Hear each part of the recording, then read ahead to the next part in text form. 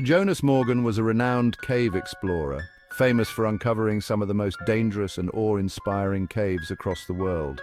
His reputation for fearlessness and his uncanny ability to map out caves that had claimed the lives of others made him somewhat of a legend.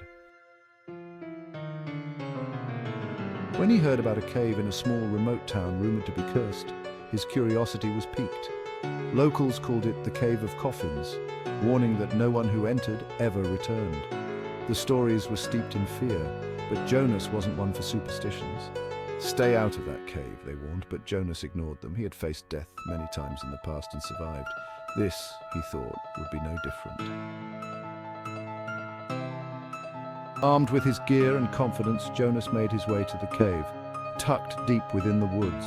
The entrance was small and unassuming, nothing like the grand caverns he had explored before. It seemed ordinary, just another challenge waiting to be conquered.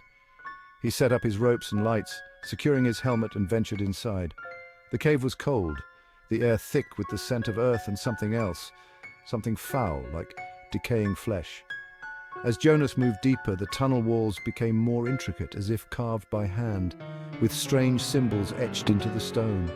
He paused, examining the bizarre markings. They looked ancient, unfamiliar, and unsettling. Jonas shook off the feeling of unease. He had seen countless strange things in caves all over the world. This would be no different.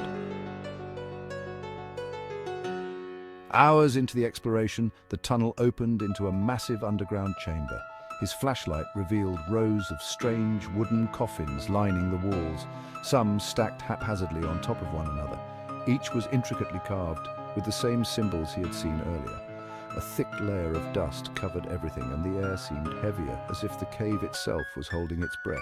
"Looks like I've stumbled upon something big," Jonas muttered to himself, excitement bubbling up. If these coffins were as old as they seemed, he could be standing in the middle of an archaeological gold mine.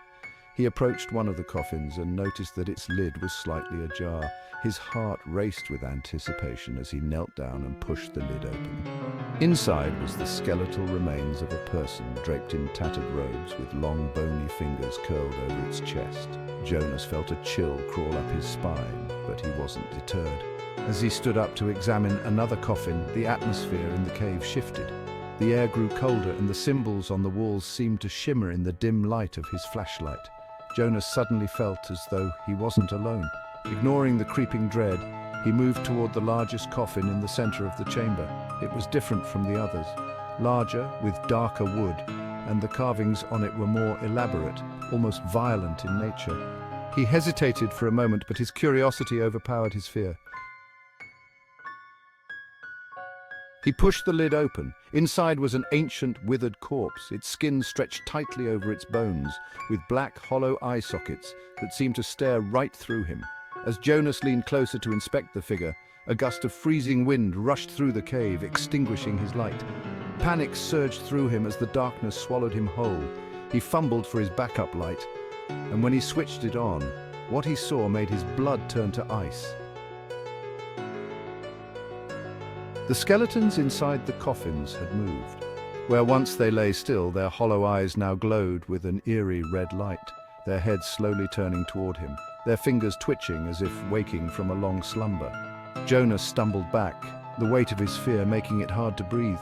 He had disturbed something ancient, something evil.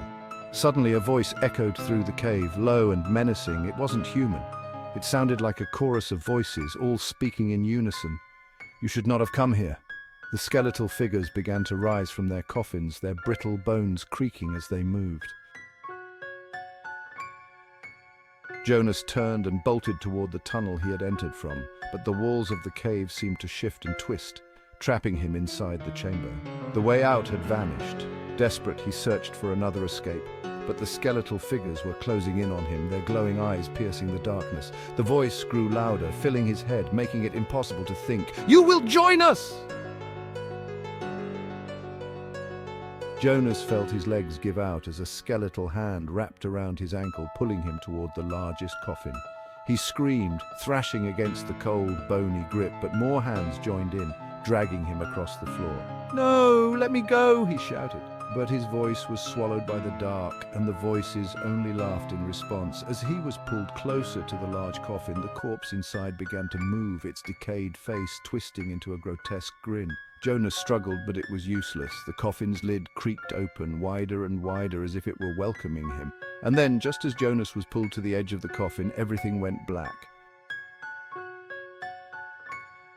Days passed, and when the townspeople noticed that Jonas had not returned, they knew what had happened. They had warned him after all. Search parties were sent, but no one dared to enter the cave. It was only after a week that a few brave souls ventured near the entrance. Inside, they found no trace of Jonas, only the unsettling sight of a new coffin among the others, its wood freshly carved, with his name etched into the lid. The curse had claimed another victim.